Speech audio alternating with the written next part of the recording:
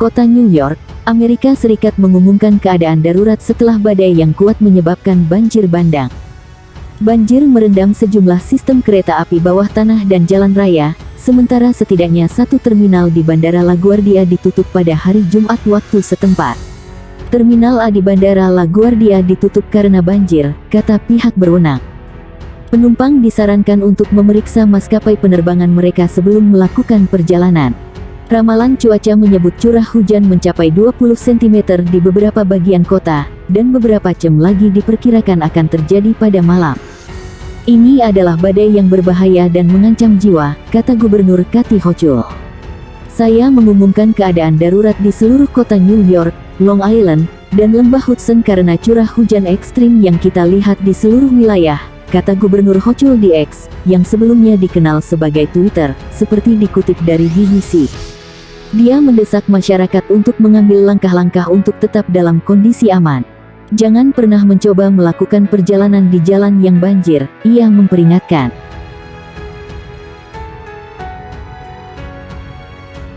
Banjir tahunan kembali melanda wilayah pelosok di perbatasan Indonesia-Malaysia, di Kabupaten Nunukan, Kalimantan Utara. Banjir melanda sejumlah kecamatan, di antaranya Kecamatan Sebuku, Kecamatan Sembakung, Kecamatan Sembakung Atulai dan Kecamatan Lumbis.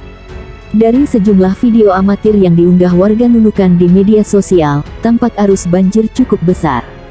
Banjir tersebut diperkirakan sama dengan kejadian tahun 2014 yang menghancurkan banyak rumah warga dan fasilitas umum. Banjirnya cukup besar, tower hanyut, fasilitas umum, semua terendam. Dan evakuasi warga masih terus kita lakukan. Kejadian banjir kali ini cukup besar, dan tidak berbeda jauh dengan peristiwa banjir besar 2014 lalu, ujar Camat Sembakung, Ridwan, dihubungi. Ketinggian banjir sudah mencapai 5 meter di areal permukiman penduduk. Diperkirakan ketinggian air masih akan terus naik. Banyak sekali rumah terendam, untuk jumlah jiwa yang terdampak ribuan. Kalau untuk datanya, kami masih menghitung dan melihat kondisi lapangan. Nanti kalau sudah masuk semua laporannya, kami berikan update-nya, imbuhnya. Sebelum terjadi banjir, hujan lebat mengguyur sejak pukul 22 WITA hingga pukul 5.30 WITA. Kantor camat dan sejumlah sekolah terendam. Ridwan mengatakan, ada 10 desa di Kecamatan Sembakung yang diterjang banjir. Bahkan beberapa desa sudah tenggelam. Adapun desa tersebut yakni Desa Manuk Bungkul, Desa Atap, Desa Lubakan, Desa Tagul, Desa Tujung, Desa Labuk, dan Desa Pagar. Sebagian korban sudah kami evakuasi ke tempat tinggi. Saat ini, kita lakukan evakuasi bagi warga RT 006 dan RT 007, Dusun Tembelunu, Desa Atap.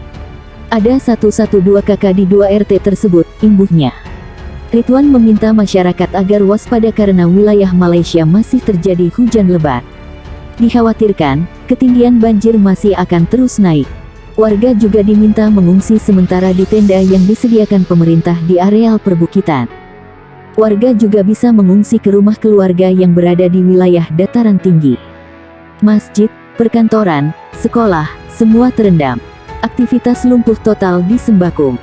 Kita pusatkan kegiatan dan pendataan di pengungsian.